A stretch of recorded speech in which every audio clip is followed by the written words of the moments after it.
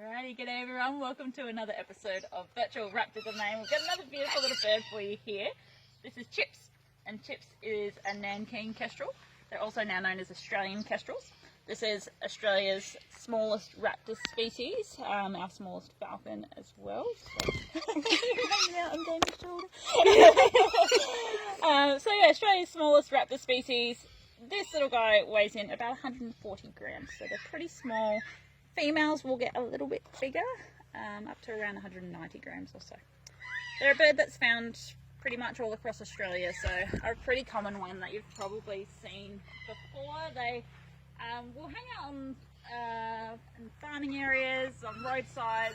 You'll sometimes see them doing what's called a true hover. So true hover basically means that they can stay perfectly still in the sky. So you'll see them flapping their wings. They'll be keeping their head though perfectly still, and they'll just be scanning an open area waiting for their prey to move and trying to get him to do a hover off one of our perches rather than the shade cloth. So another new little bit of training that we're taking the opportunity to do. Oh, good boy. While we're not open, good boy. So that's a nice little example of a hover that he's done there. So they don't need any wind to keep themselves up there, which is a really cool little hunting strategy of the kestrel. You do also have the black-shouldered kite and the leatherwing kite in Australia that can do that hover as well. But both of those birds are mostly white with a bit of black on their wings.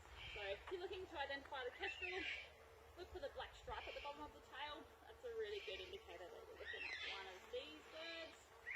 If you're doing a hover, see that black stripe on him quite nicely when he's spinning around in circles, not being able to control it very well. We are, pretty still day today, so he really likes it when he's got a little bit of wind to help him stay up there. Kestrels are eating most of the insects. They'll eat mice, frogs, other birds. Good boy. So we go after all sorts, but yeah, mostly insects. So if you want to help out this species, like I was saying with the barn owl, avoid using poisons to get rid of things like grasshoppers and cockroaches.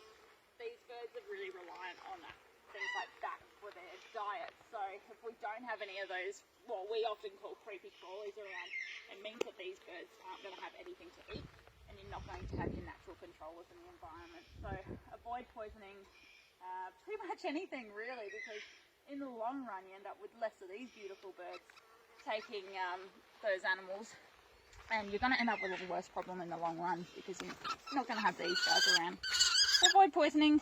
Look into more organic ways of controlling pests in your garden and around your home, and you can also get some natural ways of controlling things like snails and slugs in your garden. So look into those, and hopefully you can live alongside your kestrels in the future, because these birds are really beautiful birds to have around. Alright, that's it from us. Thanks for joining us again. Hope you enjoyed it.